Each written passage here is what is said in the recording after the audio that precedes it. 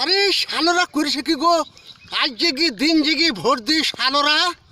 এক বাড়িতে ৩-৪টি ঘর, তার পাকা ঘর আছে, পরের জায়গা দেখি ঘর দিছে খানকি ছেলেরা। আর আমি নিনাঙ্গড়ি ছেলে, খানকি ছেলেদের লেগে ভোট দিই। ৮ কেজি গম নাই কি 1 পোয়া আটা নাই।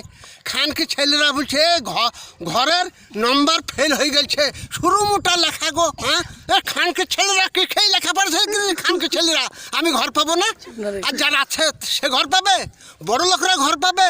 যার 1 গোলা ধান, যার 150 মন ধান বেচছে আর খাইছে, আর তার ঘর। খানকি ছেলেরা ভোট নিলে তো মায়ের কথা ভোট ভরবো।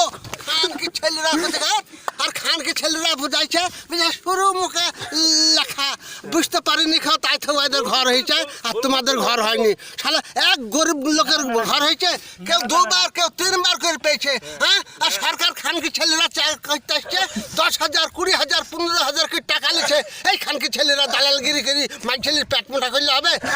খানকি ছেলেরা এখানে কাছে পাঠিয়ে দিবি, কার কাছে ঘর যায় না যায় আমি দেখে নেবো। বাদির বাচ্চারা কোথাকার, আর খানকি ছেলেরা বলছে আবার ভোটে দাঁড়াবো, মাই ছেলের কোথাও ভোট বই দেবো।